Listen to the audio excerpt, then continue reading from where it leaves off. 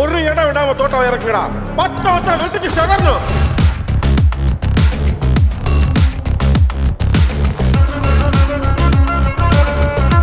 எட்ரா கொக்கி. தகதோம் தகதரி கிடதோம் தகதரி கிடதோம் தகதோம் தகதரி கிடதோம் தகதரி கிட தகதோம். நீ எதுக்கு மயக்கம் போட்டு விழுந்து? அது நம்ம அத்தை இருக்காங்கல்ல, அத்தை அவங்க என்ன சொன்னாங்க தெரியுமா?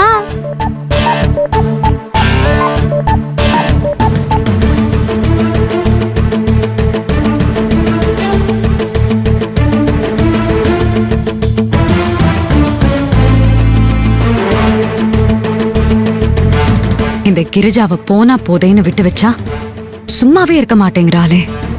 நீ ஒன்னும் அவளை நினைச்சு பயப்படாத. நான் அவளுக்கு சமத்தியா சுளுக்கு எடுத்து விடுறேன். ஆமாக்கா, எதையாவது பண்ணி அந்த கிரிஜாவை அடக்குனாதான் அத்தைய தினமும் நம்ம வீட்ல இருக்கிற ஒவ்வொரு இடத்துக்கும் கூட்டிட்டு போக முடியும். அங்கெல்லாம் கூட்டிட்டு போய் உட்கார வைக்கணும். அப்படி உட்கார வச்சாதான் அவங்களுக்கு சீக்கிரமாவே பழைய ஞாபகம்லாம் வந்துரும். ஏக்கா, என்னக்கா யோசிக்கிறிய? துளசி, நீ கோடு போட்டுட்டல, கவலைப்படாத. நான் ரோடே போடுறேன்.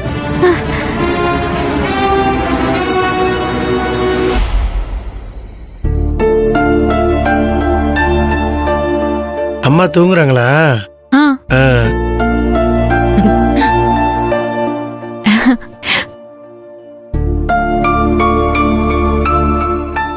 அக்கா, அம்மா தூங்கிட்டாங்கக்கா.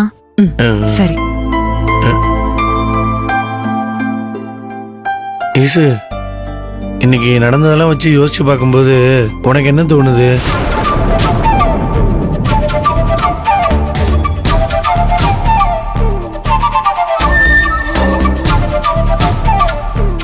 இல்ல, நம்ம அம்மாவை கீழே சோபால உட்கார வச்சோம்ல, அப்போ அப்பாவோட போட்டோ இருந்த இடத்த பார்த்துட்டு அம்மா இங்க ஏதோ ஒன்று இருந்துச்சுல்ல அப்படின்னு கேட்டாங்கல்ல.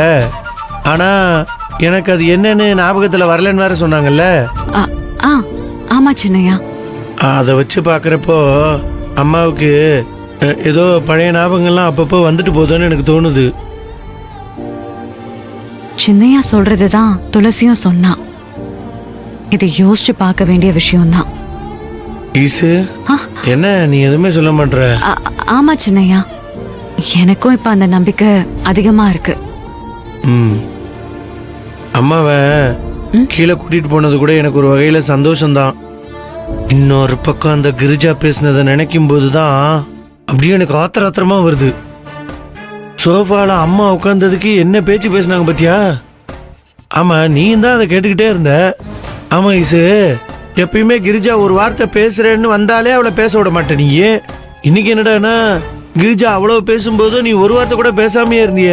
என்னாச்சு உனக்கு? சின்னையா, உடனே நம்ம பதிலுக்கு பதில் பேசணும்னா பேச்சு வளர்ந்து அப்படியே அத்தைக்கு பழசெல்லாம் மறந்து போயிருச்சுங்கிற விஷயம் அவங்களுக்கு தெரிஞ்சிரும்ல. அதனாலதான் நான் பேசாம இருந்தேன்.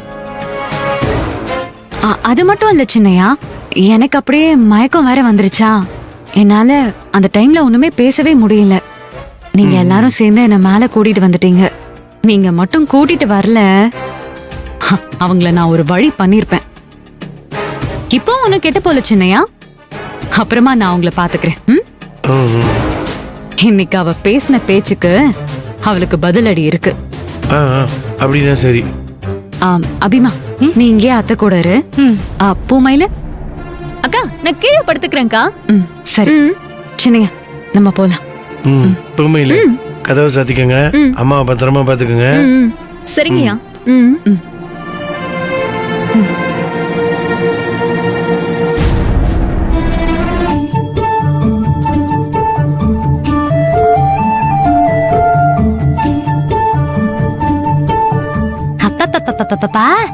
ஈஸ்வரி அக்கா மாதிரி நடிக்கிறதுக்கு வந்தாலும் வந்தோம். சேலைய கட்டிட்டு இருக்கிற மாதிரி நிலைமை நம்மளுக்கு வந்துருச்சு. இப்படி பாவாடை தாவணியில இருந்தா எம்பிட்டு ஜாலியா இருக்கு. இந்த துளசிக்கு அழகுனா இந்த பாவாடை தாவணி தான். ஐயோ துளசி, அச்சச்சோ, சின்னையா பண்ண அலப்பறையில அம்மாக்கு நம்ம போனே பண்ணலையே. அம்மாவும் நமக்கு போன் பண்ணல. ஐயோ, ஏதாவது பிரச்சனையா இருக்குமா?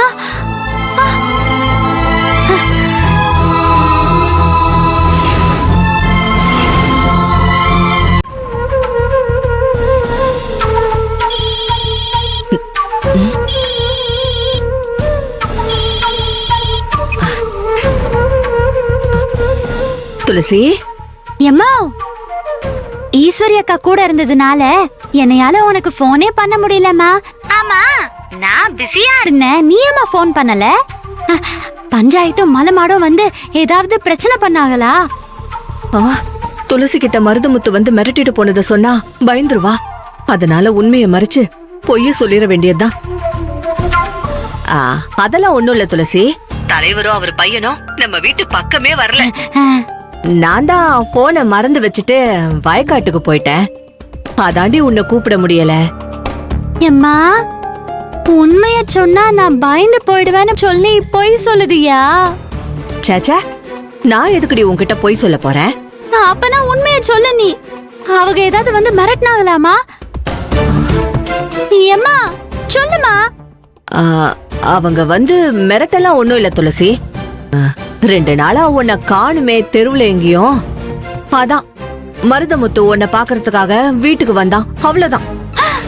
ஐயோ, வீட்டுக்கு வந்தானா? இங்க பாரு, நீ பயப்படுற மாதிரி எல்லாம் ஒண்ணும் இல்ல துளசி. நான் உனக்கு உடம்பு சரியில்லைன்னு சொன்னேன், அவனும் கேட்டுட்டு திரும்பி போயிட்டான். எம்மோ, நீ சொல்றதெல்லாம் எனக்கு நம்புற மாதிரி இல்லையேம்மா.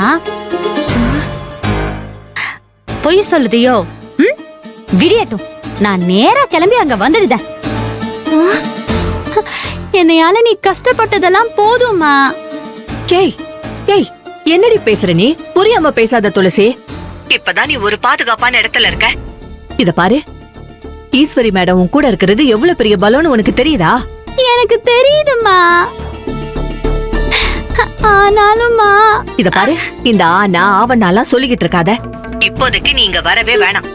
இங்க பாரு, எல்லாத்தையும் நான் பாத்துக்கிறேன், சரியா? என்ன, என் மேல நம்பிக்கை இல்லையா உனக்கு?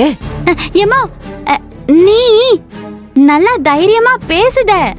ஆனா எனக்கு தைரியம் இல்லையே, பயமா இருக்கே. பத்தியா பத்தியா, நீ இந்த மாதிரி பயப்படுவனதான் நான் உனக்கு போனே பண்ணாம இருந்தேன்டி. துளசி, உனக்கு ஒரு விஷயம் தெரியுமா? அந்த மருதமுத்து நம்ம வீட்டுக்கு வந்தப்போ நம்ம செந்தில் இருக்கால, அவனை என்ன மிரட்டுனான் தெரியுமா? நீ என்னமோ பயந்துகிட்டே இருக்க. நெசமாதான் சொல்லுதியாமா? செந்தில் மிரட்டினானா? நான் எதுக்கு உன்கிட்ட போய் சொல்ல போறேன்? அவன் என்ன தெரியுமா சொன்னா? ஆம்பளை இல்லாத வீடு நினைச்சியாடா? நான் இருக்கண்டா. ஜான் புள்ளையானாலும் ஆண் புள்ளன்னு சண்டைக்கு போனாண்டி. எனக்கே ஆச்சரியமாயிடுச்சு. மலமாட்டி என் தம்பி மிரட்டினானா? சூப்பர்மா, சூப்பர்மா. ஏமா, அதுக்கப்புறம் என்ன நடந்துச்சுமா? ஆனா உண்மையதான் சொல்லணும், உண்மையதான் சொல்லணும்.